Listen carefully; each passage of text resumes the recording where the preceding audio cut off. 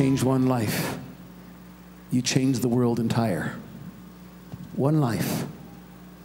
If you could say, Lord, this year I want to save one soul.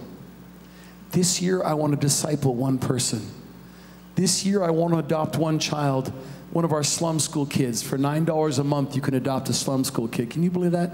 For $9 a month, you could change one kid's life. You know, you teach a Sunday school, you change one life.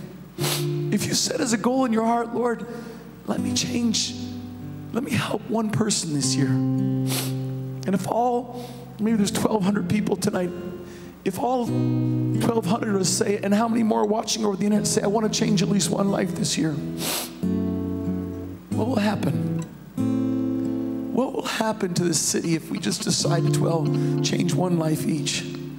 And what would happen if they take the same understanding that they could change one life each? When I was a little boy, I always struggled. I always felt like I was going to do something great with my life, but I never knew how. I always struggled with this poor self-esteem, and my dad never went to my games. Baseball games, hockey games, football games. When I broke my arm playing football, he wasn't there. When I broke my finger playing baseball, he wasn't there. When I broke my tooth fighting in the schoolyard, he wasn't there. My dad was working at this corporation his way up to the top. He made it to the top, but he almost lost his family. He lost me. He asked my sister how she felt.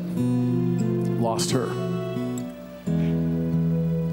It had to take the love of Christ and Him becoming my Father that started restoring my mental health, my emotional health, my relational health. I went from just trying to survive, Harry, and just trying not to kill myself and just struggling with all my struggles, to saying, God, I have so much to give back because you became my Father and you're healing me. So I started saying, I'm just going to start helping one person. You know, I started with humble means. I started passing out bulletins at a college ministry on a Friday night. That was my first ministry. I was a greeter, like some of these ushers and greeters. I greeted people and passed out bulletins. That's how I started in the ministry. First time I gave a testimony, instead of saying go to the book of Job, I said go to the book of Job. Because I didn't even know the Bible, but I thought they asked me to tell my story, so I'll tell my story. I didn't have much to give. I was like the little boy with a sack lunch saying, God, I really don't have much. And I know you look at me now, it's hard to believe, but I thought I was worthless, completely worthless. My self-esteem was in the toilet. I had zero. But I did have something, and it was called, I felt adopted by the Father.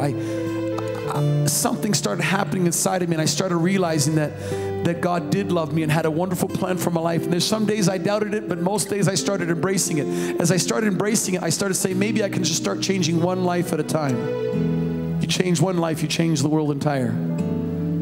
So what I want you to have before you leave tonight is I want you to receive the love of the Father.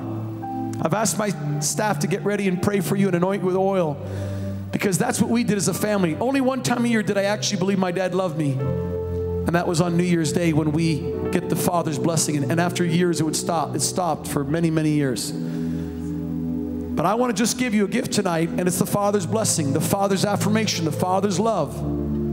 Because I want you to leave here believing, Lord, I believe that this year you'll help me touch at least one life. And before you know it, it becomes contagious. You're not just touching one life, you're touching 2, 3, 4, 5, 6, 7, 8, 9, 10. And before you know it, you've touched many lives. When you thought you had nothing to offer, all of a sudden you find out you've got tons to offer. So that's the gift I want to leave you with on this first Sunday night of 2009. I want to give you the gift, and we want to give you the gift that I've received, and that's the love of my Father, my Heavenly Father.